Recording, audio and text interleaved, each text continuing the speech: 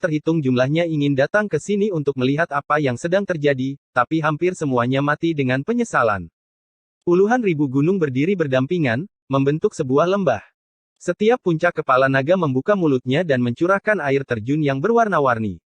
Cahaya abadi melonjak dan berkumpul di tengah kolam abadi. Apa yang ada di dalam kolam? Ye Fan tidak bisa melihat dengan jelas. Cahaya ilahi di dalam kolam begitu menyilaukan sehingga dia tidak bisa melihatnya bahkan dengan mata surga yang terbuka. Ki abadi bertahan di lembah, dan cahaya keberuntungan berkedip-kedip. Semua jenis kemegahan abadi mengalir, membentuk pemandangan abadi yang luar biasa. Bahkan Longma tidak bisa menahan diri untuk tidak merasa senang. Keempat kukunya menginjak tanah, tidak bisa tenang. Ia hanya ingin segera bergegas. Ia lahir di Kunlun dan secara alami tahu tentang tanah kenaikan abadi, tetapi tidak pernah memiliki kesempatan untuk masuk. Ekspresi Ye Fan sangat bersemangat. Dia meraih gulungan kuno dengan satu tangan dan mengepalkan tinjunya dengan tangan lainnya. Dia akhirnya masuk dan akan mengungkapkan misteri abadi. Pada saat ini, yang paling tenang adalah Komatsu. Dia tidak berpikir terlalu banyak. Kolam abadi hanya menggelitik rasa ingin tahunya dan tidak sepraktis Raja Obat. Makhluk ungu kecil itu bahkan lebih tergoda. Hati yang murni adalah yang paling langka, dan ini juga alasan mengapa kultivasinya bisa meningkat begitu cepat. Ayo pergi. Ye Fan melompat dari Longma dan secara pribadi memimpin jalan. Tempat ini sangat penting dan akan menentukan apakah dia bisa menjadi abadi di masa depan. Niat membunuh di sini bahkan lebih kuat. Bahkan jika tidak diaktifkan, itu masih akan membuat jantung seseorang berdebar-debar. Ini di bawah kondisi bahwa kabut abadi telah menyembunyikan sebagian besar niat membunuh. Seseorang bisa dengan jelas melihat bahwa ada garis-garis pola yang rumit di udara. Pola-pola itu terjalin membentuk orbit bidang bintang dan menutupi setiap sudut. Orang dapat membayangkan bahwa begitu mereka diaktifkan, mereka akan dikirim ke neraka abadi. Tidak mungkin terbang di tanah kenaikan abadi ini. Hanya rumput abadi yang bisa tumbuh di tanah. Ini jelas merupakan metode kaisar asal. Meskipun formasi pembunuh itu padat, mereka masih menyediakan tanah murni untuk tempat tinggal obat dewa. Akar mereka telah menyatu dengan hukum di sini. Hanya dengan mendapatkan persetujuannya, mereka bisa bertahan hidup di sini, gumam Ye Fan dalam hati. Segera setelah itu, dia menggigil. Hukum dan susunan pembunuhan di tempat ini begitu kuat sehingga membuat jantung seseorang berdegup kencang. Dewa pembentuk, yang disebutkan Kaisar Hitam pasti sudah lahir.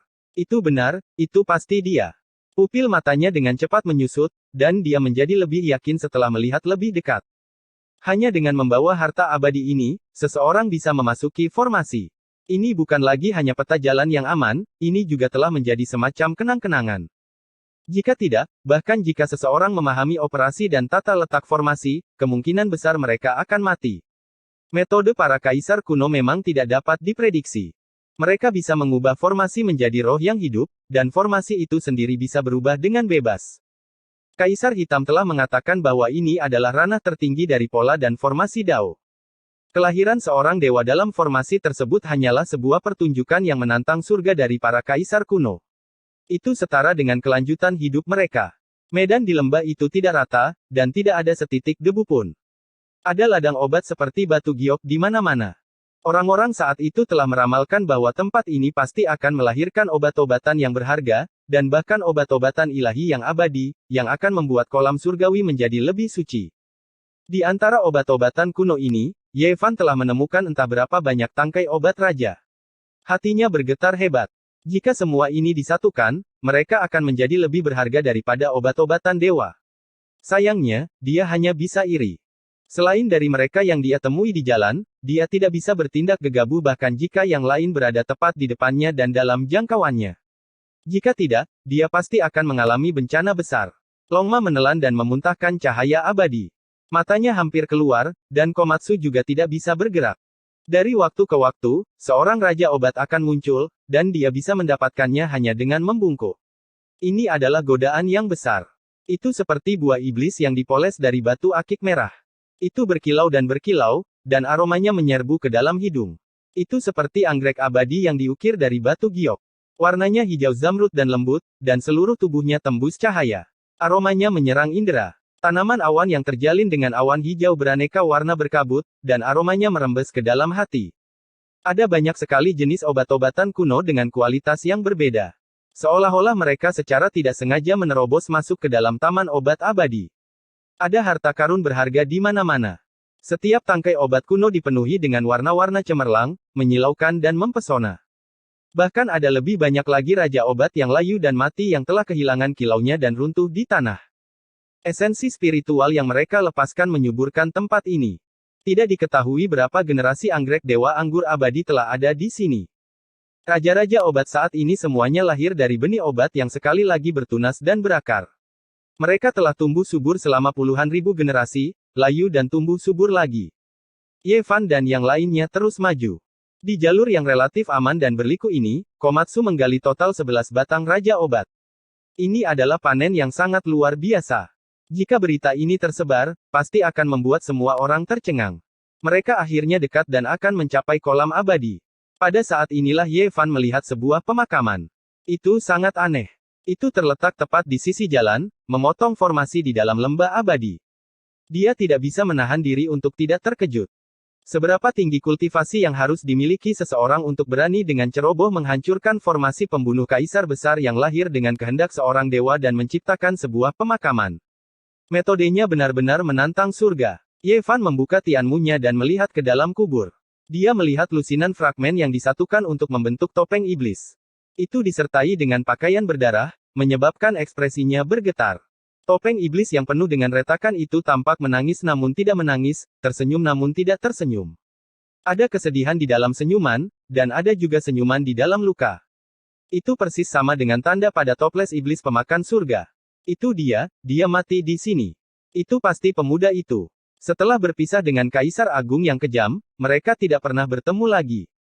Hidup dan mati tidak ada batasnya, dan jasadnya terbaring di tanah kenaikan abadi. Dia tidak dapat membebaskan diri dari takdir yang telah ditentukan. Aku hanya mengkhawatirkan adik perempuanku. Di dalam kubur, dari topeng iblis yang rusak, sebenarnya ada suara lemah yang membawa penyesalan, keengganan, dan permohonan. Seolah-olah suara itu telah melintasi zaman untuk tiba. Meskipun topeng ini terbuat dari tembaga biasa dan pengerjaannya kasar, topeng ini memiliki pesona yang tak terlukiskan. Itu membuat jantung seseorang berdebar-debar saat terbaring di dalam pemakaman. Ye Fan menghela nafas. Kaisar Agung yang kejam menggunakan teknik ilahi terlarang yang menentang surga untuk merekonstruksi beberapa adegan yang ingin dia ketahui, memungkinkan kata-kata terakhir pemuda itu untuk melanjutkan. Bukan untuk menjadi abadi, hanya untuk menunggumu kembali dari dunia fana ini. Suara seorang wanita sepertinya datang dari atas 9 langit, menyebabkan semua dewa gemetar tak terkendali.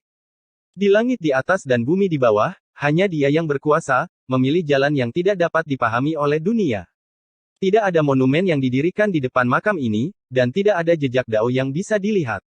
Namun, ia melintasi formasi dan ada selamanya. Tidak dapat disangkal bahwa ini adalah jenis keajaiban. Dalam keadaan kesurupan, Ye Fan melihat seorang gadis kecil yang tidak lebih dari 2 atau 3 tahun. Sosoknya sangat buram, dan rambutnya disisir menjadi sepasang kepang tanduk domba. Wajahnya tidak dapat dilihat dengan jelas, hanya sepasang mata besar yang bersih dan penuh dengan air mata saat dia menangis dengan sedih. Pakaiannya ditambal, dan dia mengenakan sepasang sepatu kecil yang memperlihatkan jari-jari kakinya. Tanpa daya ia mengulurkan tangan kecilnya, mencoba meraih sesuatu. Dia menggelengkan kepalanya dengan kuat. Pemakaman itu tetaplah pemakaman, dan tidak ada yang lain kecuali pakaian yang berdarah dan potongan-potongan topeng. Ye Fan berhenti sejenak sebelum berbalik untuk pergi. Hatinya dipenuhi dengan kesedihan. Nama Kaisar Agung yang kejam telah mengguncang zaman, dan bakatnya adalah nomor 1. Dia telah menciptakan semua jenis teknik yang tak tertandingi, namun dia menemui kemalangan seperti itu. Meskipun dia berdiri di atas 9 langit dan membuat semua dewa gemetar, sulit untuk mengubah akhir hidupnya. Meskipun Longma memiliki temperamen yang berapi-api, dia tetap berperilaku baik di tempat ini. Dia bahkan tidak berani bernapas dengan keras saat dia mengikuti dari belakang. Gulungan kuno itu dibentangkan, dan Ye Fan membandingkannya dengan peta topografi. Mereka melewati daerah yang tidak banyak orang bisa jangkau, dan mereka mendekati kolam surgawi di bagian paling tengah. Sinar cahaya warna-warni terbang di atas, menerangi seluruh tubuh mereka. Ini adalah tempat yang memabukkan. Cahaya keberuntungan meluap, dan energi yang menguntungkan mencapai puluhan ribu. Sulit untuk menemukan tempat kedua seperti ini di seluruh dunia. Jika seseorang dapat berkultivasi di sini untuk waktu yang lama, mereka pasti akan menuai manfaat yang besar. Namun, tidak ada yang berani tinggal di sini untuk waktu yang lama untuk memahami teknik.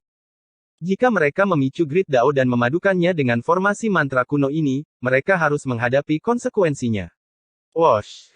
Obat kuno di bidang pengobatan melintas dan menghilang, meninggalkan aroma harum yang membuat tulang-tulang seseorang merasa mabuk. Kabut cahaya memasuki tubuh mereka. Ye Fan, Long Ma, dan Komatsu merasa seolah-olah mereka akan naik ke langit. Seluruh tubuh mereka terasa nyaman, dan bahkan persendian mereka berderit. Ramuan keabadian. Ada sejenis obat dewa di lembah surgawi yang bisa terbang dengan sendirinya.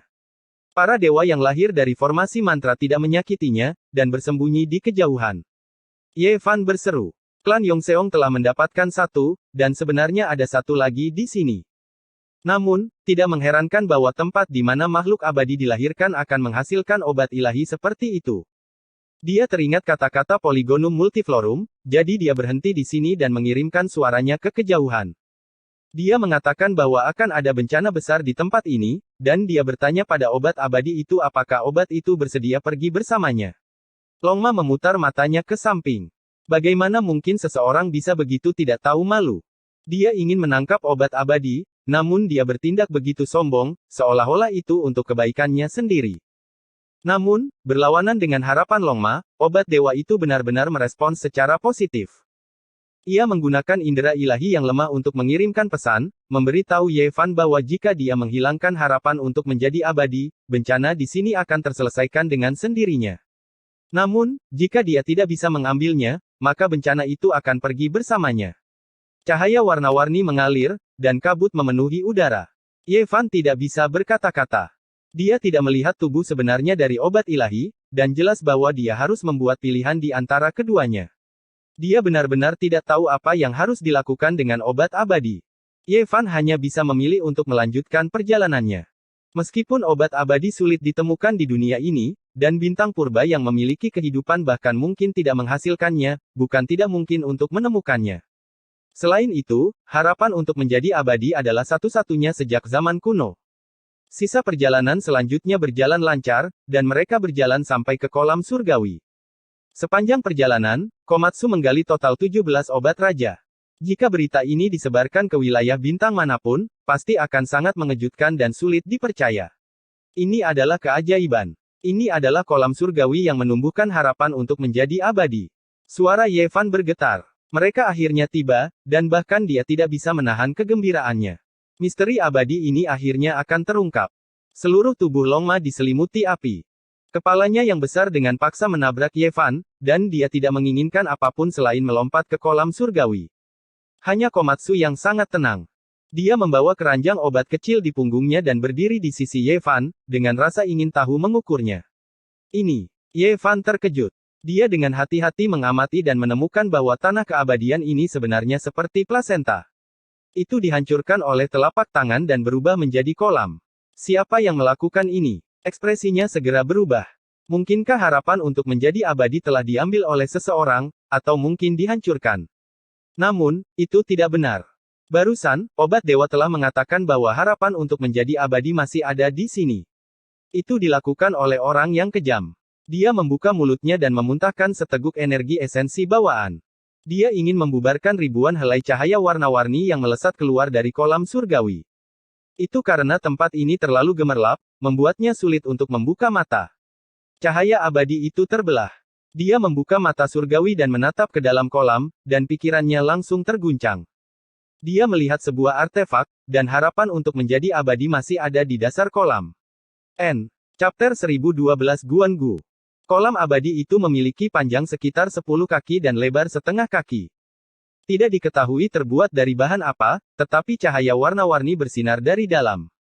Esensi dari langit dan bumi begitu kental sehingga tidak dapat disebarkan. Itu menjadi cair dan berkumpul di kolam. Ye Fan membuka mata surgawinya dan ekspresinya membeku di tempat. Dia melihat harapan untuk menjadi abadi. Ekspresinya berubah dan dia tidak mengatakan apa-apa untuk waktu yang lama. Ini dia. Ini adalah artefak perunggu. Warnanya gelap dan tidak berkilau saat benda itu diam-diam tenggelam ke dasar kolam. Ada berbagai macam pola yang terukir di atasnya.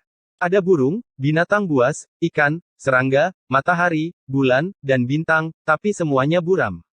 Ini adalah kuali. Kuali itu tidak lengkap dan rusak parah. Hanya tersisa kurang dari sepertiga dari artefak aslinya. Ketiga kakinya masih ada, tetapi dinding kuali yang melingkar hampir hilang. Bahkan ada lubang besar di bagian bawah kuali. Kuali hijau. Ini dia. Mata Yevan bersinar terang. Jika kuali ini masih utuh, tingginya setidaknya 1 meter. Itu sederhana dan alami, dan seluruh tubuhnya berbintik-bintik dengan jejak.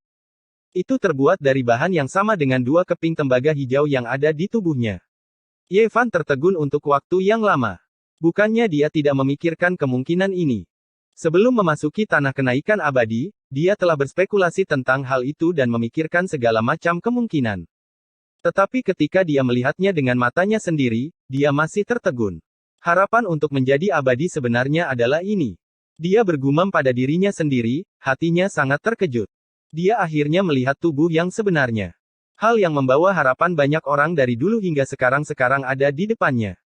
Emosi Yevan cukup rumit. Dia telah mencarinya dengan jalan keluar yang sempit, pahlawan yang tak terhitung jumlahnya dari masa lalu hingga sekarang telah mengejarnya melintasi langit berbintang, dan suatu hari, dia akan melihat tubuh utama. Hal ini membuatnya merasa seolah-olah itu tidak nyata. Ya, yang seharusnya dikawal oleh dinasti Dewa Yuhua adalah ini. Di wilayah Bintang Biduk, ada catatan kuno bahwa dinasti Dewa Yuhua menguasai dunia lebih dari 200.000 tahun yang lalu. Mereka pernah memiliki kuali hijau. Setelah bertahun-tahun, kuil leluhur dataran tengah muncul dan semua jenis rahasia tersebar. Semua pahlawan di dunia, termasuk ras kuno, khawatir. Mereka semua berbondong-bondong untuk memperebutkan harta karun tertinggi. Di antara mereka, berbagai keluarga kerajaan kuno pergi secara khusus untuk kuali hijau ini. Itu karena itu terlalu penting dan semua ras menginginkannya. Dengan begitu banyak pahlawan yang muncul, bahkan Raja Primordial tidak bisa tetap tenang. Bahkan Sage Besar Huntuo secara pribadi tiba. Tidak peduli apapun, tak satu pun dari mereka yang menyangka kalau kuali hijau itu tidak berada di kuil leluhur benua tengah, melainkan di sisi langit berbintang ini. Kuali itu telah ditempatkan di sini lebih dari 200.000 tahun yang lalu, dalam proses restorasi.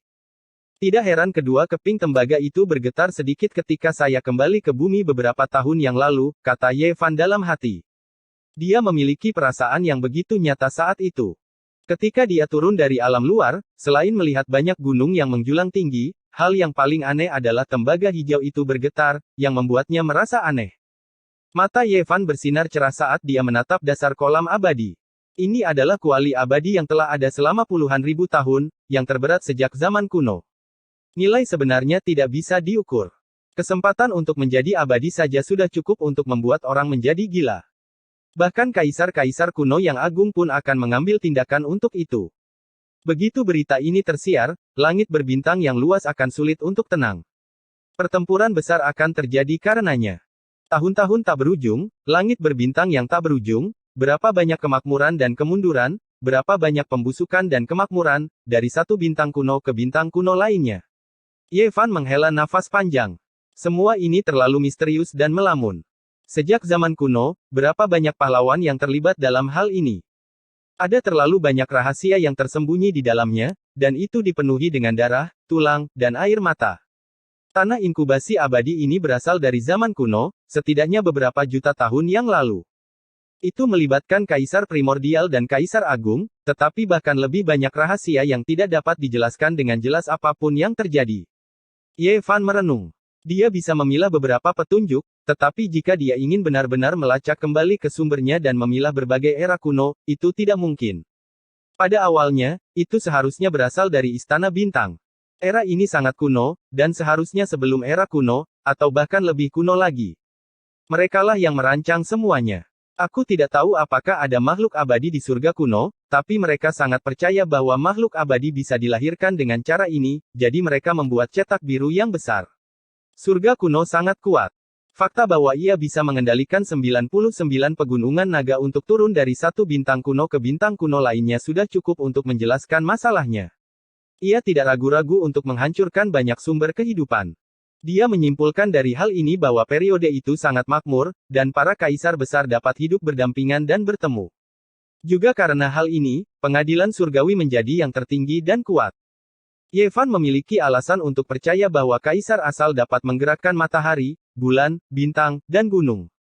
Dia seharusnya menjadi salah satu arsitek utama dari cetak biru besar, dan telah menginvestasikan banyak usaha untuk itu.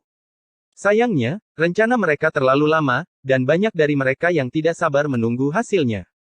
Selama periode ini, Yang Mulia Kaisar meninggal, para dewa dari berbagai wilayah jatuh ke dalam kekacauan, istana surgawi runtuh, dan kuali surgawi diperoleh oleh pemenang. Hanya saja tidak diketahui apakah orang yang mendapatkan kuali itu telah menjadi abadi. Ini karena periode waktu itu terlalu kuno, dan tidak ada cara untuk menilainya. Bahkan, kitab-kitab kuno pun tidak mencatatnya. Namun, orang dapat membayangkan bahwa itu adalah periode yang luar biasa.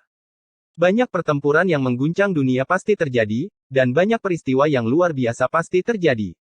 Setelah itu, peristiwa-peristiwa besar yang terjadi setelahnya dapat ditafsirkan melalui tokoh-tokoh yang tak tertandingi dari setiap periode. Dari apa yang dikatakan monyet dan pangeran surgawi, serta rahasia yang disebarkan oleh ras-ras kuno, dapat dilihat bahwa Kaisar Surgawi Abadi telah mendapatkan kuali hijau dan memiliki terobosan besar. Dia dipuja sebagai dewa tertinggi oleh berbagai ras. Dikabarkan bahwa Kaisar Langit Abadi ingin membangun kembali pengadilan surgawi, tapi pada akhirnya dia menyerah. Hal ini sendiri sudah cukup untuk menjelaskan beberapa masalah. Sulit untuk mengatakan dari periode mana Kaisar Langit Abadi berasal. Berbagai ras di zaman kuno semuanya menghormatinya, dan dikatakan bahwa dia berasal dari zaman dahulu, atau bahkan lebih lama lagi. Yevan bahkan menebak bahwa periode yang tidak diketahui setelah runtuhnya Istana Surgawi adalah periode Kaisar Surgawi Abadi, dan dia adalah pemenang dalam kekacauan para dewa.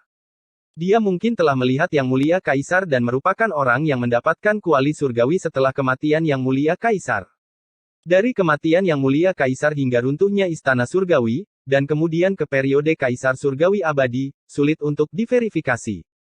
Mungkin bahkan kaisar-kaisar kuno yang agung pun tidak bisa memahaminya. Bagaimanapun, itu terlalu jauh. Dapat dibayangkan bahwa kuali surgawi masih utuh selama era ketika Kaisar Suci Matahari dihormati oleh semua wilayah. Dan pada periode berikutnya, pasti ada pergolakan besar. Mengenai bencana ini, ada desas-desus di antara 10.000 ras kuno, tetapi sulit untuk dijelaskan dengan jelas karena level yang terlibat terlalu tinggi. Bahkan ras kerajaan seperti Lembah Dewa tidak bisa sepenuhnya memahaminya. Saat itu, selama pertempuran antara Yevan dan Wang Teng di keluarga Ji, dia mengeluarkan labu hitam. Tuan Muda Lembah Dewa, Zitian, dan saudara perempuannya terkejut. Mereka samar-samar menebak bahwa labu hitam itu adalah artefak yang diawetkan dari perang para dewa, dan bentuknya sama dengan yang tercatat dalam beberapa teks ilahi kuno. Dari sini, dapat disimpulkan bahwa skala dan teror perang para dewa hampir menghancurkan era dahulu dan memusnahkan semua ras. Yevan telah berkonsultasi dengan orang lain dan bahkan mempelajarinya dari ras-ras kuno. Bencana itu jauh lebih menakutkan daripada yang bisa dibayangkan orang, dan itu tidak jauh berbeda dengan runtuhnya pengadilan surgawi yang legendaris. Itu adalah perang para dewa. Oh, sepertinya kuali surgawi dihancurkan selama periode itu dan tersebar di mana-mana. Ada banyak hal yang bisa diselidiki setelah itu. Beberapa wilayah terlarang di domain bintang biduk lahir, termasuk reruntuhan ilahi dan makam abadi. Kemudian, punggungan ras ilahi, Gunung Phoenix Darah, Gua Api Kilin, dan kaisar kuno lainnya memerintah dunia satu demi satu. Periode ini berakhir ketika kaisar pertempuran meninggal dunia dalam meditasi selama tahun-tahun terakhir era kekekalan. Setelah itu, ada kesenjangan dalam sejarah dan sulit untuk mengatakan dengan pasti. Gunung Abadi dan yang lainnya seharusnya muncul selama periode ini atau sedikit setelahnya. Meskipun ada daerah terlarang seperti itu di era dahulu dengan nama yang berbeda, hanya selama periode inilah mereka benar-benar ditempati dan berubah menjadi tempat yang tidak dapat diinjakkan kaki oleh siapapun. Setelah itu, ada periode kosong lainnya. Sulit untuk mengetahui dengan pasti, dan itu adalah periode yang panjang selama era primordial. Yevan dalam keadaan linglung. Kuali surgawi ini melintasi seluruh sejarah kuno dan melibatkan bintang-bintang kuno yang tak terhitung jumlahnya. Itu telah dimulai dari surga kuno dan belum berakhir. Tentu saja, sulit untuk memverifikasi apa yang ada sebelum surga purba dan era-era kejayaan yang serupa di domain-domain bintang selanjutnya. Mungkin ada artefak yang lebih luar biasa daripada kuali surgawi. Wosh! Dia tersentak kembali ke dunia nyata, hatinya dipenuhi dengan emosi yang tak berujung. Kuali ini terkait dengan banyak hal, mencakup masa lalu dan masa kini. Banyak peristiwa bersejarah besar yang terkait dengannya. Apakah makhluk abadi benar-benar ada di dunia ini? Di antara mereka yang mendapatkan kuali ini, apakah ada di antara mereka yang mencapai keabadian? Dia tidak tahu. Itu diselimuti oleh lapisan misteri. Perjalanan waktu itu terlalu lama. Pada saat yang sama, dia memikirkan Kaisar Agung Wuxi. Sepertinya dia tidak bergantung pada apapun, namun dia masih mencapai puncak.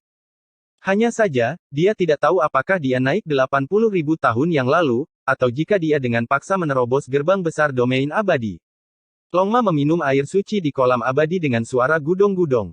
Komatsu sangat pendiam, dengan Patu duduk di samping, tidak mengganggu Ye Fan, memungkinkannya untuk berpikir dengan tenang. Alam semesta sangat luas dan tak terbatas. Beberapa bintang kuno yang tak tertandingi pernah muncul. Jika tebakan saya tidak salah, pengadilan surgawi hanya menguasai salah satu wilayah ini untuk jangka waktu tertentu. Ye Fan bergumam pada dirinya sendiri. Karena kuali surgawi adalah saksi pengadilan surgawi, ia berjalan melalui masa lalu, sekarang, dan masa depan pengadilan surgawi tertinggi ini. Namun, sejauh yang dia tahu, setidaknya ada menara kehancuran yang bisa disebut dalam nafas yang sama dengan kuali hijau. Selain itu belum dihancurkan sampai hari ini. Ini bukan produk dari Istana Bintang, jadi itu tidak berada dalam lingkup apa yang baru saja dia pikirkan. Paling tidak, Ye Fan tidak tahu bahwa itu adalah hamparan kekacauan primitif. Sulit untuk menebak asal-usulnya, wilayah bintang mana yang dilaluinya, dan sudah berapa lama. Tidak ada cara untuk menyimpulkan asalnya dan mengapa ia berakhir di wilayah bintang biduk. Pada saat yang sama, dia memikirkan gulungan kuno harta karun abadi. Bagian depan adalah bagan bintang yang sangat luas, sedangkan bagian belakang memiliki 3 wilayah. Tanah kenaikan abadi hanyalah salah satunya. Sudah terlalu lama. Saya hanya menyortir beberapa periode mengenai kuali surgawi. Dibandingkan dengan alam semesta yang luas, itu tidak signifikan. Bima Sakti disebut bintang kekaisaran. Mungkinkah istana surgawi berasal dari wilayah bintang itu? Sulit untuk melihat akhir dari sistem bintang kuno. Bintang Huosang penuh dengan ras gagak emas, dan bintang Tongtian penuh dengan ras surgawi. Apakah itu berada dalam lingkup kekuasaan pengadilan surgawi saat itu? Apakah ada makhluk abadi yang melampaui langit berbintang ini? Apakah benar ada dunia yang mengerikan dan mempesona yang dimiliki oleh makhluk abadi? Ini adalah pertanyaan yang paling dia khawatirkan. Namun setelah memikirkan masa lalu dan masa kini, dia terdiam setelah memilah-milah beberapa pemikirannya. Ini karena tidak pernah ada bukti bahwa makhluk abadi bisa menjadi abadi. Percikan. Cairan ilahi di kolam surgawi memercik kemana-mana. Ye Fan menghela nafas pelan dan mulai memancing kuali di kolam surgawi. Dia berkata, jika tidak ada yang abadi, maka saya akan berjalan di jalan kenaikan abadi. Chapter 1013 Asal mula segala sesuatu. Bang! Ketika tangan Ye Fan memasuki kolam abadi, itu ditolak oleh kekuatan aneh dan tidak bisa mencapai dasar. Matanya berkedip-kedip saat dia mengamati. Ada beberapa jaring sutra di dinding. Masing-masing berkilau dan mengalir dengan cahaya abadi. Jaring-jaring itu seperti pembuluh darah makhluk hidup, dan mereka bahkan bisa bernapas masuk dan keluar. Benar-benar ada kehidupan di sini. Dia tidak bisa tidak merasa heran. Kolam ini awalnya berbentuk seperti plasenta, tetapi dihancurkan berkeping-keping oleh pria kejam itu. Bahkan sekarang, masih ada kekuatan hidup yang kuat. Ye Fan tidak bertindak membabi buta tanpa berpikir. Dia dengan hati-hati mengamati dinding kolam dan menunjukkan ekspresi heran. Kemudian, dia melihat ke arah pegunungan di kejauhan. Esensi yang dimuntahkan oleh puluhan ribu puncak kepala naga berkumpul di sini untuk membentuk kolam ilahi yang memelihara embrio abadi. Itu. Ketika dia membuka tatapan surgawi, dia tidak bisa menahan keheranannya. Ada celah di antara alis masing-masing kepala naga seolah-olah seseorang telah menusuk lubang dengan kabut warna-warni yang mengalir. Mata Ye Fan memancarkan cahaya yang aneh. Tidak ada pengecualian di antara puluhan ribu kepala naga. Ada jejak telapak tangan yang halus di antara alis mereka, menahan esensi pegunungan. Harta karun naga telah hilang. Yang disebut harta karun naga adalah jiwa dari setiap puncak kepala naga. Itu adalah roh sejati yang lahir dari keturunan bintang-bintang kuno dan esensi abadi yang terkumpul selama jutaan tahun. Cahaya ilahi berkedip-kedip di mata Ye Fan saat dia mengamati dengan cermat. Meskipun air yang mengalir keluar dari mulut naga adalah cairan ilahi, karena hilangnya harta karun naga, efeknya sangat berkurang. Ini pekerjaan Kaisar Agung kejam. Matanya terus bergerak, dan kemudian dia menatap kolam abadi. Tidak diragukan lagi ini adalah plasenta yang terhubung ke puluhan ribu puncak kepala naga. Esensi abadi memeliharanya, dan itu memang bisa merebut kekayaan langit dan bumi. Seharusnya bisa memelihara embrio abadi. Tapi sekarang, semua ini tidak ada lagi. Tempat pengasuhan abadi ini dihancurkan oleh pria kejam dengan satu tamparan. Ye Fan hanya bisa terdiam. Seperti yang diharapkan dari pria kejam itu, dia tidak menginginkan apapun dan benar-benar kejam. Ye Fan menyebarkan cahaya abadi, mengungkapkan segala sesuatu di dalam kolam. Dia bisa melihat pembuluh darah, yang berkilauan di dinding kolam yang mengarah ke puluhan ribu puncak kepala naga. Pria kejam itu menggunakan ini untuk menebas puluhan ribu naga sejati. Niat membunuh itu mengejutkan. Ye Fan menyipitkan matanya dan melihat dengan hati-hati. Dia melihat kuali yang rusak di dasar kolam juga terpengaruh. Jelas, itu telah diserang oleh Vicious. Ini adalah harapan untuk menjadi immortal, tapi Vicious tidak peduli apakah dia menjadi immortal atau tidak. Dia mengabaikannya dan tidak mengambilnya. Ye Fan menarik napas dalam-dalam dan mengoperasikan formula angkatan darat. Dengan sebuah sapuan, dia mengambil kuali surgawi. Bahkan kekuatan aneh pun tidak bisa menghentikannya. Air memercik ke segala arah, energi abadi naik, kabut warna-warni naik. Tempat ini sangat cemerlang, semua jenis cahaya berputar-putar, menenggelamkan tempat ini. Boom! Longma melakukan gerakannya. Tepatnya, ia menggunakan kukunya. Ia berdiri dengan kaki belakangnya, dan sepasang kuku seukuran wajahnya menghantam Ye Fan. Ia ingin merenggut harapannya untuk menjadi abadi. Ye Fan tak kenal takut. Tangan kanannya mendorong secara horizontal, dan dengan tamparan keras, dia meledakkannya, mencegahnya mendekatinya. Sepertinya kamu benar-benar tidak tahu tempatmu. Jika suatu hari Anda mencapai Big Dipper, ada kebutuhan untuk menemukan beberapa teman untuk Anda bertukar petunjuk, misalnya, Kaisar Hitam, Duande, dan sejenisnya. Kuda suci itu mengeluarkan teriakan panjang, dan teriakan drakonik itu mengguncang 9 langit. Sisik naga di tubuhnya berkedip-kedip seperti darah burung phoenix, dan kecemerlangan mengalir ke langit. Surai kuda itu bahkan lebih seperti api yang mengamuk, bergetar hebat. Ye Fan menyapu sekilas ke arahnya. Melihat itu menyerang lagi, dia melemparkan kuali sumber kehidupan ke atas. Segera, sumber energi jatuh, seperti air terjun yang mengejutkan, menekan tubuh Longma. Ini adalah harta karun tertinggi di dunia, dan setiap helai energi sumber lebih berat dari gunung. Saat itu, alasan mengapa Ye Fan mampu menyerapnya ke dalam tubuhnya adalah karena tembaga hijau, yang menyerap benda-benda ini. Kemudian, itu dimurnikan, dan baru bisa digunakan. Jika tidak, hanya dengan berat akar sumber kehidupan ini saja sudah cukup untuk menghancurkannya sampai mati. Tidak banyak orang yang bisa menahannya. Longma menginjak, tapi tidak bisa membebaskan diri sama sekali. Kuali itu telah dimurnikan puluhan ribu kali oleh Ye Fan, dan sekarang sudah menjadi harta Dao miliknya.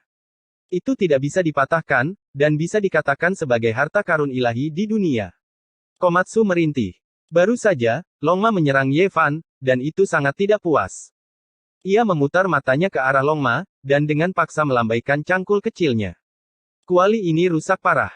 Saat itu, ketiga kaki dan bagian bawah kuali seharusnya sudah terpisah, dan ada retakan yang jelas di atasnya. Sekarang, kuali ini sudah sembuh dan menyatu kembali. Kembali ke asal. Ye Fan melepaskan teriakan ringan. Tangannya bergerak, menampilkan kemampuan ilahi yang luar biasa. Ini adalah jenis refleksi dari buah Dao yang dia peroleh setelah memasuki 3 alam abadi. Dia ingin melihat apa yang terjadi pada kolam abadi saat itu. Ini adalah jenis teknik dewa yang menentang surga yang menghabiskan banyak energi esensi. Itu karena dia ingin mengembalikan adegan terakhir sebelum kolam abadi hancur. Jenis tindakan, melihat masa lalu, ini adalah sesuatu yang tidak akan ditoleransi oleh dunia. Hong. Pada akhirnya, Ye Fan berhasil, tapi itu sangat kabur. Dia hanya merasakannya sesaat, dan kemudian dia melihat seutas misteri surga dari lebih dari 200.000 tahun yang lalu. Dia hanya melihat plasenta pecah, dan kemudian kuali abadi tenggelam ke dasar kolam. Retakan asli di permukaannya menjadi lebih tebal, dan kemudian potongan-potongan kuali itu terpisah, tergeletak di sana tanpa bergerak. Ye Fan tidak mengatakan apa-apa untuk waktu yang lama. Orang yang kejam itu sangat ganas, tidak peduli dengan apapun. Bahkan harapan untuk mencapai keabadian langsung diguncang dengan satu tamparan, tidak menginginkannya sama sekali. Tentu saja, dia tidak melihat tangan yang lembut itu. Ini melibatkan seorang kaisar besar kuno, jadi dia tidak berani menggunakan teknik menentang kuno untuk memata-matai. Jika tidak, kemungkinan akan ada konsekuensi yang tak terbayangkan menakutkan. Namun, adegan plasenta dan kuali yang pecah itu terekam dalam lautan kesadarannya. Adegan itu terus terulang, sehingga ia dapat melihat segalanya secara jelas. Kuali abadi awalnya memiliki retakan di atasnya, tetapi sudah sembuh. Namun, setelah mengalami serangan yang mengejutkan dunia, retakan itu melebar dan terbelah lagi. Plasenta ilahi telah dihancurkan, dan efek pemulihannya jauh lebih rendah dari sebelumnya. Dengan demikian, setelah lebih dari 200.000 tahun, ketiga kaki dan bagian bawah kuali akhirnya menyatu kembali. Ye Fan dengan lembut menarik benang yang berkilau dan tembus cahaya, memperlihatkan kuali abadi. Pada saat yang sama, puluhan ribu puncak kepala naga mengeluarkan raungan dahsyat. Hong! Aura agung dan suci menyelimuti udara, menjulang tinggi di atas 9 langit. Pada saat ini, hati semua orang Siulian di bumi berdebar-debar. Semakin kuat kultivatornya, semakin jelas terlihat. Mereka bahkan bisa mendengar suara gemuruh yang dahsyat. Saya benar-benar mendapatkannya. Ada banyak tanda berbintik-bintik di kuali hijau, tetapi setiap tanda sangat buram karena terlalu banyak waktu telah berlalu. Tampaknya telah kembali ke keadaan semula, dan itu redup dan alami. Ye Fan menggunakan tangannya untuk menggosoknya. Tidak ada aura dao ekstrim yang merembes keluar, tapi itu membuatnya merasa sangat serius.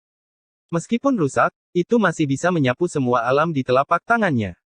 Sebelum memasuki nadi abadi Kunlun, dia telah menghabiskan seluruh kekuatannya untuk mengeluarkan 2 keping perunggu tua dari tubuhnya. Sepanjang jalan, potongan perunggu hijau tidak memiliki fluktuasi aura. Hanya ketika Ye Fan menghubungkannya ke kuali, mereka memancarkan cahaya yang berkobar.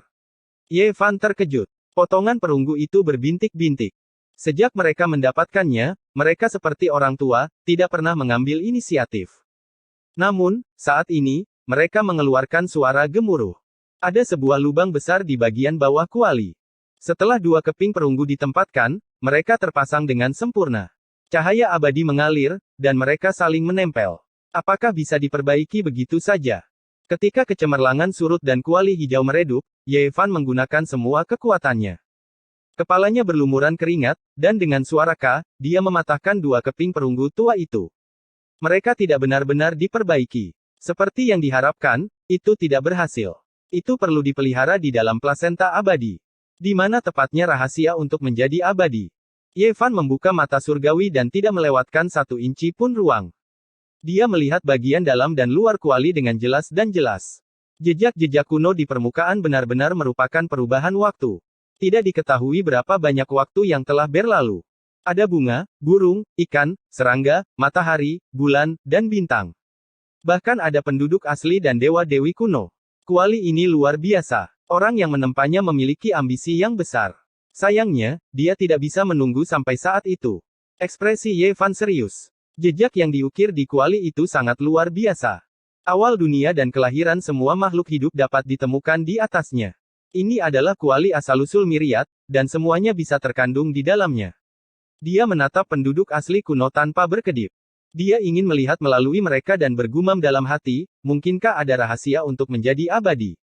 Tak terhitung tahun yang lalu, ada penduduk asli di dunia. Hanya saja, tidak diketahui apakah mereka bisa hidup selamanya. Di manakah kesempatan untuk menjadi abadi? Ye Fan mengalihkan pandangannya dari jejak penduduk asli ke penduduk asli kuno. Dia kemudian mengamati matahari, bulan, bintang, angin, hujan, guntur, petir, bunga, burung, ikan, dan serangga. Kuali asal mula. Di manakah sebenarnya rahasia untuk menjadi abadi? Dia duduk bersila dan memeluk kuali sambil merenung. Selama sebulan penuh, Ye Fan tidak bergerak sama sekali. Dia seperti batu besar saat dia membenamkan pikirannya ke dalam kuali, mencoba memahami rahasia kuno. Xiao Song dengan patuh berdiri berjaga di samping, melindunginya. Tujuan utamanya adalah untuk mencegah kuda naga membebaskan diri. Makhluk kecil berwarna ungu itu melakukan yang terbaik, matanya yang besar berbinar-binar. Ye Fan akhirnya membuka matanya. Ada ribuan benda di kuali, dan masing-masing dari mereka adalah sejenis tanda Dao. Mereka sangat luas dan mendalam, dan kemungkinan besar dia tidak akan bisa memahami semuanya dalam hidupnya. Adapun bagian dalam kuali, ada hukum dan pola yang tidak dapat dipahami yang terjalin untuk membentuk Dao tertinggi. Ye Fan berdiri dan terdiam. Dia melihat ke langit dan berkata, jika saya ingin mendapatkan metode untuk menjadi abadi, saya harus memasuki langit berbintang dan mencari bimbingan dari orang bijak kuno. Mungkin hanya dengan begitu saya akan dapat memahami rahasia di dalam kuali. Mungkin 10.000 ras kuno mengetahui sesuatu. Jika tidak, mengapa mereka bertarung untuk kuali abadi? Mungkin ada catatan di kuil leluhur dinasti Dewa Yuhua, tetapi di sisi lain langit berbintang, dia hanya bisa mengandalkan tebakannya sendiri. Sulit baginya untuk memahami semuanya. Kuali abadi sudah rusak, mengapa saya tidak memperbaikinya menjadi kuali energi miriat saya? Kata Ye Fan, hatinya tergerak. Serius, keduanya sangat mirip. Yang satu adalah kuali asal miriat, yang lainnya adalah kuali energi miriat. Bisa dikatakan bahwa mereka adalah pasangan yang serasi. Pada akhirnya, dia tidak mengambil tindakan. Kuali ini terlalu penting, dan dia tidak bisa begitu saja menyentuhnya sekarang. Selain itu, bahkan jika dia ingin memperbaikinya, dia tidak punya harapan sama sekali dengan kekuatannya saat ini. Dengan kultivasinya, belum lagi melelehkan tembaga hijau, bahkan sedikit serangan saja bisa membuatnya mati karena pantulannya. Di Tiongkok kuno, kuali adalah artefak ilahi, dan ada terlalu banyak hal yang harus diperhatikan. Saya khawatir kuali abadi ini berasal darinya. Kuali Ye Fan memiliki bentuk yang sama dengan kuali ini, yaitu kuali bundar dengan 3 kaki dan 2 pegangan. 1 kuali, 2 pegangan, 3 kaki, dan Dao memiliki bentuk fisik. Teman-teman di sisi lain langit berbintang, apa kabar kalian? Ye Fan bergumam pada dirinya sendiri. Sekarang dia telah mendapatkan kuali abadi, bahkan jika itu kurang dari sepertiganya, dia masih bisa berdiri dengan bangga di suatu daerah dan bertarung melawan senjata Dao yang ekstrim. Jika dia bisa kembali ke wilayah bintang biduk suatu hari nanti, entah itu Yao Guangsein yang menyerang dengan senjata kaisar emas hitam bermotif naga atau Huang Sudao dan yang lainnya dengan senjata kekaisaran kuno, dia tidak akan takut. Pasti ada banyak pecahan kuali abadi yang tersebar di mana-mana. Saya harap saya bisa mengumpulkan semuanya di masa depan. Chapter 1014 Mencari Surga. Ye Fan menyimpan kuali miriat Qi Cauldron. Longma telah ditekan selama setengah bulan dan hampir muntah darah. Untungnya, ada tanda ilahi yang mengalir di kuali yang menahan niat membunuhnya. Segera setelah kuda naga dibebaskan, ia muncul dan menendang kukunya. Kuda itu telah ditekan selama setengah bulan dan sangat marah hingga terbakar. Jelas, ia bukanlah orang yang baik hati. Itu adalah tiran sejati dari Kunlun Immortal Rank. Bang! Mata Komatsu berkedip-kedip dan 2 cahaya ungu berbentuk naga melesat. 9 tebasan Raja Iblis, luka ilahi, menyerang untuk melindungi tuannya. Longma menghina. Dia membuka mulutnya dan menghembuskan nafas untuk membubarkannya. Xiao Song duduk di tanah dan bergumam dengan suara rendah, merasa putus asa. Ye Fan tersenyum dan menepuk-nepuk kepalanya. Sudah berapa tahun kamu berkultivasi? Dia melintas dan duduk di atas tubuh Longma. Jika kamu masih tidak tahu batasanmu, jangan salahkan aku karena tidak berperasaan. Kamu harus mengerti bahwa kali ini, kamu ikut denganku dengan sukarela. Longma berjuang, tapi tidak bisa melakukan apapun melawan orang aneh seperti fisik suci manusia pemutus Dao. Itu tidak bisa memindahkan gunung ini sama sekali bahkan jika itu tak terkalahkan di 3 alam abadi. Jarang sekali kita berhasil memasuki tanah abadi. Air di kolam ini adalah cairan ilahi. Apakah itu digunakan untuk meramu obat atau berkultivasi? Itu akan sangat berguna, kata Ye Fan. Ya, itu sangat manis. Suara Komatsu masih sangat muda. Ia mengangkat mangkuk giok kecil dengan kedua tangannya dan mengedipkan matanya yang cerah. Ia mengangkat kepalanya dan menatap Ye Fan, memintanya untuk menyesapnya. Ye Fan tersenyum. Dia mengeluarkan semua jenis instrumen spasial dan bersiap untuk mengumpulkan cairan ilahi di kolam. Hal semacam ini hanya bisa ditemukan dan tidak dicari. Itu mencuri kekayaan langit dan bumi dan memiliki kegunaan yang tak ada habisnya. Dia sudah mencicipinya sekarang. Itu bahkan lebih baik daripada mata air ilahi di tanah terlarang kehidupan. Itu memiliki aroma yang kuat dan dapat dianggap sebagai jenis obat ajaib yang dapat mencegah penuaan dan memperpanjang hidup seseorang. Sangat disayangkan bahwa kemegahan abadi dan harta karun naga di dalam puncak kepala naga semuanya telah hilang. Jika tidak, cairan ilahi yang mengalir keluar akan menantang surga. Ye Fan menghela nafas pelan. Metode Vicious sangat mengagumkan. Untuk dapat mengambil tindakan dalam formasi yang ditetapkan oleh surga kuno dan menembus setiap puncak kepala naga benar-benar mengejutkan. Longma juga tidak tinggal diam. Dia membuka mulutnya dan menghisap cairan dewa sebanyak yang dia bisa. Namun, apa yang tidak mereka duga adalah bahwa segera setelah mereka dengan ceroboh mengambil cairan dewa, sesuatu yang aneh terjadi. Kolam abadi dengan cepat mengering, dan air serta cahaya abadi mengalir secara terbalik, mundur ke kejauhan. Apa yang terjadi? Mata Longma membelalak. Ye Fan berteriak pelan dan mengoperasikan formula tentara untuk merebut air dewa. Dengan sebuah percikan, beberapa lusin kilogram air terakhir tersapu, dan sisanya mengalir ke belakang dan menghilang ke dalam gunung. 10.000 naga menyedot air. Puluhan ribu puncak kepala naga menyedot cairan ilahi, menyapu semua esensi dan cahaya abadi, tidak lagi menyehatkan tempat ini. Ini adalah sebuah kebalikan dari apa yang terjadi sebelumnya. Kepala-kepala naga itu mengeluarkan raungan dahsyat seolah-olah mereka masih hidup. Sisik naga berbatu terbuka di tubuh mereka, dan mata mereka bahkan berkedip-kedip dengan cahaya ilahi. Ye Fan tercengang. Jika Vicious tidak melakukan gerakan cepat dan tegas, seberapa kuat naga batu ini akan menjadi? Boom! Dengan getaran terakhir, semua kemegahan abadi ditelan ke dalam mulut naga, hanya menyisakan kabut cahaya yang pekat di bawahnya. Energi spiritual di seluruh lembah telah menurun tajam. Itu juga bagus. Langit dan bumi perlahan-lahan akan memulihkan vitalitasnya, kata Ye Fan. Setelah mengambil kuali abadi ini, puncak kepala 10.000 naga tidak akan lagi menyerap energi spiritual bumi dan tidak perlu lagi menyehatkan tanah kenaikan. Bahkan, itu bahkan akan menyehatkan sungai dan gunung di bumi. Ye Fan tidak punya cara untuk menghancurkan tempat ini. Jangankan dia, bahkan semua pahlawan sejak zaman kuno tidak bisa melakukannya. Jebakan pembunuh yang dibuat oleh surga kuno telah menghalangi zaman. Tidak ada yang bisa memecahkannya, dan mereka yang menyentuhnya akan mati. Cahaya keberuntungan mengalir di dalam lembah abadi. Meskipun tidak sebagus sebelumnya, itu masih jauh lebih baik daripada tempat manapun yang pernah dikunjungi Ye Fan. Aroma obat kuno tercium di udara, dan bahkan ada gumpalan obat dewa abadi yang memenuhi udara, memabukkan pikiran seseorang. Ayo pergi. Dunia akhirnya akan berubah lagi. Ye Fan mengendarai Longma dan meninggalkan tanah kenaikan dengan Komatsu, menghilang ke pegunungan. Pegunungan Kunlun yang megah tak berujung dan membentang tanpa henti. Ye Fan dan yang lainnya akhirnya keluar setelah berjalan dalam waktu yang lama. Mereka sekarang berada di perbatasan antara Xinjiang dan Qinghai.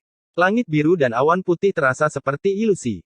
Setelah meninggalkan Kunlun dan tiba di dunia luar, Longma segera dipenuhi dengan keheranan dan bahkan lebih banyak penghinaan. Ini karena tempat itu terlalu sunyi, tanpa sedikit pun energi spiritual. Dibandingkan dengan dunia yang seperti negeri dongeng dalam formasi kuno, dunia di depan mereka seperti gurun pasir. Sebaliknya, Komatsu sangat bahagia. Ia awalnya hidup di dunia semacam ini, dan telah lama terbiasa dengannya. Ia berteriak kegirangan. Kembalinya Ye Fan dengan mengendarai Longma menyebabkan keributan besar. Semua aula Dao terguncang. Dikabarkan bahwa ini adalah tunggangan Kaisar Suci kuno, dan hanya mereka yang memiliki kebajikan besar yang bisa mengendarainya. Dan sekarang, orang ini benar-benar secara langsung menaklukkannya.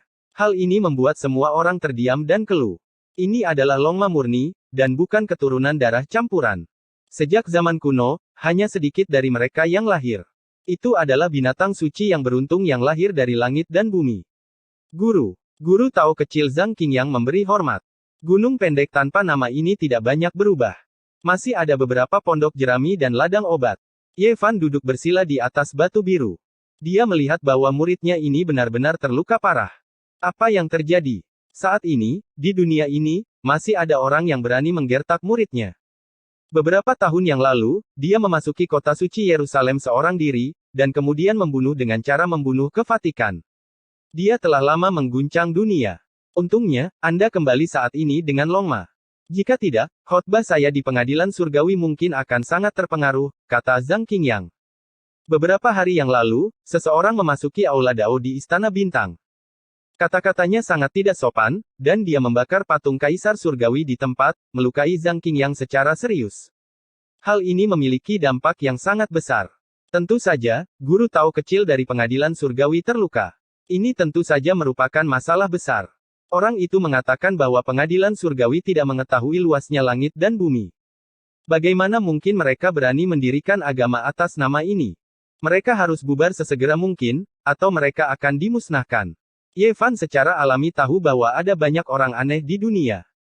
Bahkan jika bumi berada di zaman peluruhan Dharma, pasti ada beberapa guru yang tidak dikenal di bumi. Namun, publisitas semacam ini agak tidak terduga. Orang itu tidak terlalu tua, tidak lebih tua dariku. Dia masih muda dan penuh semangat. Saya tidak berpikir dia adalah orang yang aneh dengan penampilan yang awet muda, kata Zhang Qingyang. Yang utama adalah salah satu harta karunnya terlalu kuat. Itu disebut segel kehampaan. Benda itu mematahkan puluhan tulang di tubuh saya hanya dengan satu goyangan. Zhang Qingyang menjelaskan situasi hari itu secara rinci. Jika bukan karena Dewi Phoenix dan Yan Xiaoyu yang juga ada di sana dan dengan cepat membawa guru Tao kecil pergi, dia mungkin berada dalam bahaya saat ini. Ye Fan mengangguk dan berkata, itu terlalu berlebihan. Bukankah dia ingin memusnahkan pengadilan surgawi? Aku akan menunggunya muncul. Little Pine berjalan ke depan dan mengeluarkan tangkai raja obat dari keranjang obat kecil. Tingginya setengah meter, dan seluruh batangnya tampak seperti diukir dari batu akik merah. Itu berkilau dan gemerlap. Ini adalah sejenis tanaman merambat spiritual, dan aroma obatnya menyerbu lubang hidung. Ah, ini. Terima kasih, kakak senior kecil. Zhang Qingyang sangat mantap. Tidak seperti Dewi Phoenix yang sering menggoda Komatsu, dia secara alami tahu apa itu. Kemungkinan besar itu adalah obat mujarab yang langka. Ini adalah obat raja. Itu bisa meregenerasi daging dan tulang dari kematian dan memperpanjang umur seseorang, kata Ye Fan. Obat raja. Guru Tao kecil tertegun. Bukannya dia tidak menganggapnya berharga, tapi dia tidak menyangka itu adalah obat berharga yang sulit didapat bahkan di zaman kuno. Dia berkata dengan suara gemetar, itu terlalu berharga. Ye Fan menyuruhnya untuk menyimpannya untuk digunakan di masa depan. Kemudian, dia mengeluarkan cairan ilahi dari kolam surgawi dan memberikannya kepadanya. Baru setelah itu dia membiarkannya beristirahat. Tidak lama kemudian Yan Xiaoyu, Zhan Yifan, dan yang lainnya bergegas mendekat, dan mereka sangat terkejut. Setiap orang dari mereka telah memperoleh ramuan Raja Obat dan beberapa cairan ilahi, dan mereka hanya seperti pil abadi bagi mereka. Itu karena benda-benda ini adalah ramuan dewa bahkan di zaman kuno. Obat raja yang dapat memperpanjang umur seseorang hingga ratusan tahun sudah cukup untuk membuat orang suci membungkuk. Tuan, perjalanan Anda ke Kunlun kali ini benar-benar panen yang luar biasa. Anda harus membawa kami bersama Anda lain kali Anda menggali harta karun. Cepatlah dan pikirkan tentang ritual Tao kuno mana yang ada di bumi. Mari kita kunjungi semuanya. Aku yakin kita akan bisa mendapatkan banyak item dewa yang langka. Itu benar. Tempat kelahiran para dewa Yunani, ritual Tao kuno di Mesir dan India, dan beberapa tanah kuno di dalam perbatasan kita seharusnya memiliki harta karun yang tersegel di sana. Setelah mencicipi rasa manisnya, mereka mendesak Ye Fan untuk mengambil tindakan lagi. Kamu harus berkultivasi dengan serius. Semuanya tergantung pada dirimu sendiri. Kamu harus tumbuh dewasa secepat mungkin. Mungkin suatu hari saya akan pergi, Ye Fan memperingatkan. Setelah tinggal di bumi begitu lama, dia tidak bisa melupakan teman-teman lamanya di sisi lain langit berbintang. Guru, kemana Anda akan pergi? Tanya para murid. Mereka ingin mengikutinya ke wilayah bintang dan meninggalkan dunia ini. Beberapa tahun berlalu dalam sekejap mata. Pemuda yang telah melukai Zhang Qingyang secara serius dan mengancam akan meratakan istana bintang tidak pernah muncul lagi. Ye Fan telah kembali ke bumi selama 10 tahun. Kultivasinya telah meningkat dan dia menatap langit berbintang setiap hari. Itu adalah penyesalan hidupnya karena dia tidak bisa melihat orang tuanya untuk terakhir kalinya. Sekarang takdirnya telah terpenuhi, yang tersisa hanyalah jalan keabadian. Tapi bagaimana dia bisa pergi? Dalam beberapa tahun terakhir, Ye Fan telah pergi ke banyak tempat untuk mencari koordinat wilayah bintang kuno. Saat itu, begitu banyak orang bijak yang pergi, jadi pasti ada beberapa petunjuk yang tertinggal. Selama periode ini, beberapa guru di India menghubunginya lagi, mengatakan bahwa mereka mungkin bisa mendapatkan mantra kuno yang lebih lengkap. Mereka kemungkinan besar dapat menggunakannya untuk memasuki Gunung Roh. Karena itu, Ye Fan secara pribadi pergi ke India dan menyebabkan keributan besar. Dia keluar masuk tempat-tempat kuno dan bertukar petunjuk dengan beberapa orang yang disebut master. Tentu saja, sulit baginya untuk bertemu dengan lawan yang sepadan. Selain itu, dia memperoleh Sutra Veda. Meskipun rusak parah, itu sudah cukup untuk mengejutkan dunia. Baik ajaran Brahmana maupun Buddha Gautama sangat dipengaruhi oleh sutra ini. Ini adalah sutra kuno primitif yang mencatat beberapa makna yang unik dan mendalam. Ye Fan telah mempelajarinya selama beberapa bulan. Tungku telah memelihara 100 sutra dan tubuhnya telah menyerap 10.000 dao.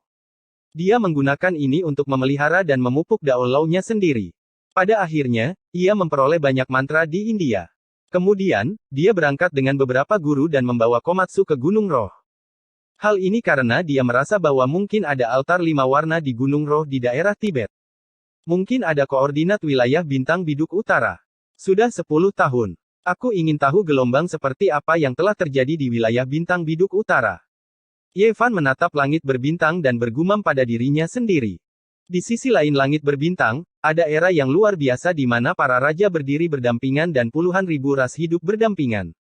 Itu belum pernah terjadi sebelumnya. Ada banyak orang yang luar biasa di sana. Pangeran-pangeran kuno dan bahkan pangeran mungkin muncul di sana. Tidak untuk hal lain selain menunggu pembukaan jalan keabadian. Tidak perlu berpikir keras untuk mengetahui bahwa tahun-tahun ini pasti luar biasa. Para pahlawan bertempur demi supremasi, para peri membumbung tinggi di langit, dan bintang-bintang bersinar terang. 10 tahun telah berlalu. Mungkin banyak orang hampir melupakan saya sebagai lawan. Saat Yevan menatap langit berbintang, seorang penggembala biasa di daerah Tibet terkejut, bahagia, dan khawatir. Setelah menderita penyakit serius, seorang anak berusia 3 tahun mengalami fenomena paling misterius, hidang, histeria. Dia buta huruf dan tidak pernah mempelajari kitab suci, tetapi dia benar-benar bisa membaca kitab suci yang panjangnya jutaan kata. Selain itu, mereka semua hilang. Selama bertahun-tahun, Yevan telah memasuki banyak tempat rahasia dan banyak ritual Taoisme kuno. Orang-orang Taoisme secara alami tahu apa yang dia cari. Pada hari ini, seorang Taois tua dari Gunung Longhu, istana leluhur Taoisme, datang berkunjung dan mengatakan kepadanya bahwa mungkin ada tanah ilahi di bumi yang dapat mengarah ke kedalaman wilayah bintang yang misterius. Chapter 1015 Penglai. Pendeta Tao tua dari istana leluhur Taoisme mengenakan jubah Tao tua. Dia memiliki rambut putih dan kulit yang awet muda. Usianya lebih dari 1000 tahun dan mengatakan kepada Yevan bahwa Ponlai mungkin memiliki jalan menuju alam luar. Namun, dia juga menjelaskan bahwa orang-orang di Pulau Surgawi ini jarang menginjakkan kaki di benua tengah. Jarang sekali ada orang yang muncul dalam 100 tahun dan sulit bagi orang luar untuk menemukannya. Ponlai telah dikenal sebagai alam surgawi sejak zaman kuno. Itu adalah gunung surgawi yang dihuni oleh para makhluk surgawi di laut. Pada zaman kuno, Kaisar Fana sering mengirim kapal untuk menyeberangi lautan untuk mencari ramuan keabadian. Yevan merasa terharu setelah mendengar hal ini. Dia mengucapkan terima kasih dan memberikan beberapa ramuan yang sangat berharga kepada pendeta Tao tua itu. Dia juga berbicara tentang banyak pengalaman kultivasi dan secara pribadi mengirim pendeta Tao tua itu ke gerbang gunung. Ada Kunlun di darat dan 3 gunung di laut. Pepatah ini telah diwariskan sejak zaman kuno. Salah satu dari 3 gunung itu adalah Ponlai. Itu adalah kampung halaman abadi para makhluk langit. Kaisar Wu yang berbakat dan berani dari Han pernah membangun kolam aether buatan di Istana Oasis untuk mengejar keabadian. Gunung surgawi Ponlai yang legendaris ada di sana dan menghabiskan banyak uang. Orang yang paling terkenal di antara mereka tentu saja adalah Kaisar pertama. Dia pernah memerintahkan alkemis Sufu untuk memimpin ribuan anak laki-laki dan perempuan ke laut untuk mencari keabadian. Mereka tidak pernah kembali dan semua orang tahu tentang hal itu. Yevan merenung dengan serius. Sejak dia kembali, dia telah melakukan hampir semua ritual Taoisme kuno tetapi belum menemukan jalan berbintang kuno ke alam luar. Pada zaman dahulu, ada banyak orang berbudi luhur di bumi tetapi mereka semua pergi pada akhirnya. Apapun yang terjadi, mereka seharusnya meninggalkan beberapa petunjuk. Mungkin itu benar-benar ada di alam surga Ponlai, gumamnya dalam hati. Hanya ritual di laut yang belum dicari. Yevan pergi ke laut dan mengendarai Longma bersama Zhang Qingyang, Yu Weiyu, dan murid-murid lainnya. Kali ini, mereka bersikeras untuk pergi bersama. Mereka mengira Yevan akan mencari harta karun seperti yang dia lakukan di Kunlun. Kitab klasik gunung dan laut mencatat bahwa ada 3 gunung surgawi di laut, Ponlai, Yingzhou, dan Fangzhang. Gunung-gunung itu adalah alam surgawi dengan ramuan keabadian. Ketiga gunung langit ini telah terkenal sejak zaman kuno dan dikenal sebagai alam langit timur. Setelah kebangkitan mereka, mereka memiliki potensi untuk menggantikan Kunlun Barat. Ketika orang awam menyebutkan negeri dongeng, mereka kebanyakan tahu tentang Ponlai, tetapi jarang menyebutkan Kunlun. Tuan, apakah benar ada istana naga di laut? Bisakah kita pergi ke sana sebagai tamu? Yan Xiaoyu tiba-tiba punya ide. Bahkan jika ada, mereka hanya akan menjadi beberapa naga banjir. Hanya kaisar kuno yang bisa memasuki kediaman naga sejati sebagai tamu. Longma berkata dengan jijik. Beberapa tahun telah berlalu, dan kesombongannya tidak berubah sama sekali. Namun, ketika ia bertemu dengan tubuh suci manusia yang kuat, bahkan seekor naga pun harus sujud. Jadi, dia tidak bisa berbuat apa-apa. Mereka telah berada di laut selama setengah bulan, tapi mereka masih belum menemukan apapun. Mereka tidak tahu di mana Gunung Abadi Ponlai berada, tapi mereka menemukan sebuah tempat tinggal kuno bobrok yang sudah lama terendam air laut. Tidak ada yang bisa dilakukan Ye Fan. Gunung abadi di laut adalah yang paling sulit ditemukan. Mereka tidak memiliki banyak interaksi dengan para kultivator di darat. Yang tersisa hanyalah beberapa legenda. Seharusnya ada di Laut Bohai. Ye Fan bergumam pada dirinya sendiri. Dia menyebarkan indera ilahi yang kuat untuk mencari kelainan dan menangkap ki dari formasi kuno. Catatan sejarawan agung mencatat, sejak Wei, Xuan, dan Yan Zhao mengirim orang ke laut untuk mencari 3 gunung suci Ponlai, Fangzhang, dan Yingzhou, mereka berada di Laut Bohai. Ketika bencana datang, kapal akan terbawa angin. Semua makhluk abadi dan ramuan keabadian ada di sana. Boom! Tiba-tiba, ombak di kejauhan melesat hingga ketinggian puluhan kaki. Kemudian, pusaran air besar muncul, mencoba menyedot Ye Fan dan yang lainnya. Itu kerang raksasa. Yan Xiaoyu berseru. Di bawah laut, seekor kerang tua yang panjangnya puluhan kaki membuka cangkangnya dan menelan langit dan bumi. Hal itu menyebabkan angin kencang di laut, mencoba menelan mereka. Ini adalah iblis tua yang telah ada selama bertahun-tahun. Ia dapat merasakan energi spiritual pada tubuh mereka. Jika ia menelan mereka, itu akan sangat bermanfaat baginya. Oleh karena itu, ia meluncurkan sebuah kapal karam, mencoba menyeret mereka ke bawah. Jarang bertemu dengan iblis tua yang telah berkultivasi selama lebih dari 800 tahun di alam rahasia transformasi naga. Kata Ye Fan. Tanpa mengucapkan sepatah kata pun, Zhan Yifan mengeluarkan pedang terbangnya, yang berubah menjadi cahaya yang berkobar dan menebas laut. Seketika, ombak besar melonjak ke langit dan menciptakan parit yang panjangnya ratusan kaki, memaksa air laut ke dua sisi. Dentang. Zhan Yifan meronta dan hampir mati. Ketujuh pedang itu bergabung menjadi satu dan menciptakan jalan baginya untuk melarikan diri. Dia memiliki ekspresi terkejut di wajahnya. Selama bertahun-tahun, di bawah perlindungan Ye Fan, dia telah selamat dari beberapa kesengsaraan petir. Selama dia berada di alam rahasia transformasi naga, tidak banyak orang yang bisa mempersulitnya. Itu kerang naga. Ia memiliki mutiara kultivasi kehidupan, tidak heran itu sangat kuat. Ye Fan mengungkapkan ekspresi keheranan. Di dalam kulit kerang itu ada kerang tua berbentuk naga. 18 manik-manik ajaib terbuat dari daging dan darahnya. Setelah tumbuh ke tahap ini, mereka telah menyatu dengan sifat spiritual mereka dan sebanding dengan manik-manik magis kuno. Dragon Sparrow bergerak. Sebagai sesama iblis, dia tahu kelemahan kerang tua itu. Begitu dia tiba, sebuah pelangi panjang menembus cangkang kerang. Aura iblisnya sangat mengerikan saat dia membidik titik vitalnya. Dentang. Ke-18 mutiara itu menyilaukan, menimbulkan gelombang yang tak berujung. Kerang tua itu adalah iblis tua yang telah berkultivasi selama bertahun-tahun. Ia segera merasa ada sesuatu yang salah. Ia tidak mampu menyinggung perasaan kelompok orang ini, jadi ia berbalik untuk melarikan diri. Namun, bagaimana Ye Fan bisa membiarkannya melarikan diri? Seutas ibu Qi melesat keluar dari sela-sela alisnya. Itu seberat gunung Tai dan menekannya di tempat. Cangkang kerang itu mengeluarkan suara retakan. Dewa, tolong ampuni nyawaku. Iblis kecil ini bodoh dan seharusnya tidak menyinggung perasaanmu. Jiwa kerang tua itu hampir meninggalkan tubuhnya. Ia tidak pernah berpikir bahwa ia akan bertemu dengan karakter seperti itu yang melampaui Master Sekte kuno di era tanpa hukum ini. Jika kamu ingin hidup, beritahu kami di mana Gunung Abadi Ponlai. Dewi Phoenix terkikik. Meskipun dia memiliki kecantikan yang tak tertandingi, tubuhnya dipenuhi dengan lapisan niat membunuh. Ye Fan mengangguk. Kerang tua ini bukanlah makhluk yang baik hati. Bahkan jika dia tidak memotong kultivasinya, dia masih harus memberinya peringatan.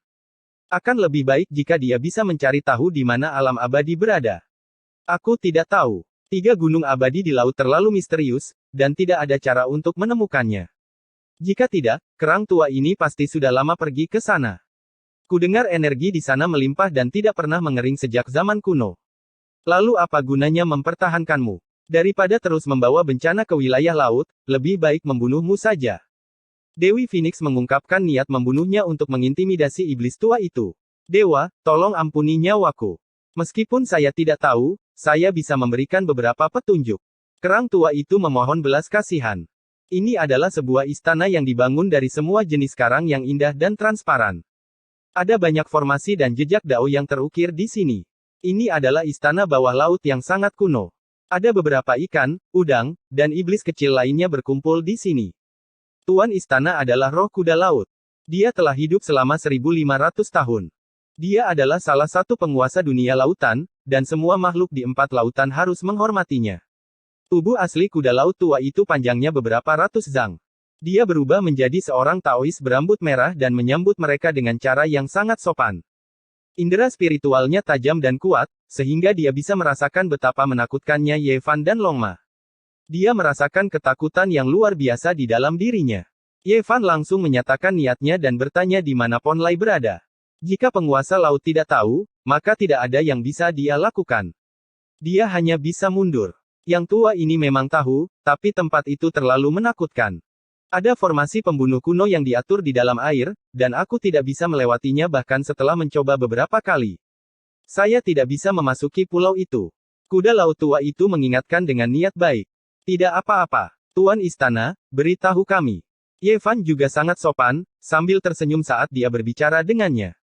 Pada akhirnya, kuda laut tua itu secara pribadi memimpin jalan, membawa mereka ke wilayah laut yang misterius. Orang normal tidak bisa mendekati tempat ini sama sekali dan secara misterius akan mengambil jalan memutar. Sementara itu, mereka bukanlah orang biasa. Ketika mereka mendekati tempat ini, mereka merasakan gelombang niat membunuh yang dingin. Segera setelah mereka bersentuhan dengannya, akan ada garis-garis energi pedang yang meretas langit. Yang tua ini hanya bisa membawamu kemari. Aku tidak berani melangkah lebih jauh. Kuda laut tua itu berkata, terima kasih banyak kepada Tuan Istana. Ye Fan dengan serius mengucapkan terima kasih. Dia membawa murid-muridnya maju dengan langkah besar. Kuali miliknya melayang di atas kepalanya, melepaskan sumber energi tak berujung yang mengelilingi mereka. Tidak peduli berapa banyak teknik sihir atau kemampuan dewa yang menyerang, semuanya diblokir. Di belakang, kuda laut tua itu tertegun, hampir membatu. Dia bergumam, bahkan Master Sekte kuno jauh dari sebanding. Mungkinkah ini Master dari Istana Surgawi di benua ini? Ye Fan duduk di atas Long Ma, kuali di atas kepalanya melepaskan lebih dari 10.000 pita sutra. 10.000 metode tidak bisa menyentuh tubuhnya. Seolah-olah dia telah memasuki tanah tak berpenghuni, langsung memasuki wilayah laut yang misterius ini. Formasi kuno ini benar-benar luas. Kami telah maju beberapa ratus li, namun kami masih belum berhasil melewatinya. Yu Weiyu terdiam dalam hati. Ini terlalu lambat, lihat aku. Kuda naga mengeluarkan raungan panjang dan menerjang maju dengan Ye Fan di punggungnya. Kuda itu hampir saja melempar Xiao Song yang berada di atas pantat kuda. Xiao Song bereaksi dengan cepat dan mencengkeram ekor kuda naga, menggerutu tidak puas.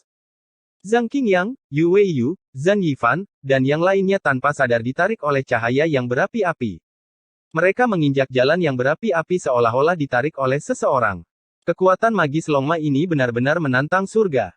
Hanya master yang bisa menaklukkannya. Ini adalah teknik pelarian dewa yang legendaris. Pada puncaknya, semua teknik tidak bisa mendekatinya. Itu bisa melakukan perjalanan antara matahari dan bulan, dan bahkan formasi kuno tidak bisa menghentikannya. Ekspresi murid pupil Ye Fan semuanya berubah. Dikatakan bahwa orang yang bisa menggunakan teknik ini harus memiliki kekuatan garis keturunan yang tak tertandingi di dunia. Di zaman kuno, dia adalah eksistensi menakutkan yang memerintah di suatu daerah dan tak terkalahkan di antara mereka yang memiliki level yang sama. Long Ma berlari sejauh 800 mil. Jalan yang berapi-api menekan ombak, dan semua jenis tanda kuno Dao tidak bisa mendekatinya. Bahkan jika cahaya pembunuh paling ganas sesekali menyerbu, itu akan dilarutkan oleh miriat Ki Cauldron. Akhirnya, aura surgawi menjadi kabur. Sebuah pulau besar muncul di depan mereka. Pulau itu berdiri tegak di laut, dan daerah sekitarnya dipenuhi dengan cahaya warna-warni. Kami akhirnya menemukannya, kata Ye Fan dengan lembut. Tempat ini seharusnya adalah Gunung Langit Pon Lai. Entah itu kitab klasik gunung dan laut atau catatan sejarah, disebutkan bahwa 3 gunung surgawi di laut, Pon Lai, Fangzhang, dan Yingzhou, memiliki ramuan keabadian. Entah itu benar atau tidak, itu sudah cukup untuk menyimpulkan bahwa mereka luar biasa. Ye Fan dan yang lainnya mendarat di pulau itu. Mereka tidak bisa menahan diri untuk tidak menghela nafas melihat ukuran pulau ini. Itu hampir sebanding dengan sebuah benua. Bahkan Dragon Sparrow yang dingin tidak bisa tidak mengatakan bahwa mereka dapat mempertimbangkan untuk menambahkan benua lain selain 7 benua besar. Ketika mereka meninggalkan pantai dan pergi beberapa ratus mil ke dalam, mereka bahkan lebih tercengang. Selain beberapa kota, mereka juga melihat beberapa kota kuno. Ada banyak penduduk di pulau itu. Ini adalah dunia kuno, dan cara mereka berpakaian dan hidup tidak berbeda dengan dinasti Qin di Tiongkok. Energi spiritual di pulau ini terlalu melimpah. Itu tidak terpengaruh oleh zaman kekacauan. Mereka tidak bisa tidak terkejut.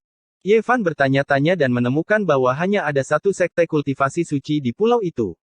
Itu memiliki nama yang sama dengan pulau itu, dan disebut Ponlai. Dewa yang agung, gunung abadi Ponlai cukup jauh dari sini. Namun, makhluk surgawi kecil mengawasi kota suci yang tidak terlalu jauh. Kalian semua bisa mengunjunginya terlebih dahulu. Seorang penebang kayu yang baik hati menunjukkan. Ye Fan dan yang lainnya mengucapkan terima kasih. Mereka awalnya ingin langsung pergi ke gunung abadi Ponlai, tapi mereka tidak tahu jalannya, jadi mereka hanya bisa pergi ke kota suci itu terlebih dahulu. Nada suara mereka benar-benar tidak kecil. Mereka benar-benar menyebut diri mereka sebagai makhluk surgawi. Mungkinkah mereka juga memiliki kekuatan yang sama dengan guru? Beberapa murid berdiskusi. Kota suci ini sangat luas dan mengesankan. Ada kultivator yang menjaga gerbang kota. Ketika mereka melihat Ye Fan tiba di Longma, mereka langsung terkejut. Mereka melapor kepada orang-orang di dalam, mengejutkan apa yang disebut makhluk surgawi kecil. Dia secara pribadi naik ke menara gerbang kota untuk melihatnya. Itu dia, itu dia, itu dia. Ekspresi Zhang Qingyang segera berubah. Dia menatap anak muda di atas gerbang kota. 4 tahun yang lalu, orang inilah yang melukainya secara serius. Dia merobek-robek sebagian bangunan Istana Bintang dan membakar patung Dewa Ye Fan. Aku bertanya-tanya siapa itu. Ternyata kalian semua. Apakah kalian sudah membubarkan sekte pengadilan surgawi? Pemuda di atas menara gerbang kota mengungkapkan sedikit ejekan. Kalian semua benar-benar tidak layak menggunakan nama ini. Cepat bakar semua patung Dewa Kaisar Langit itu.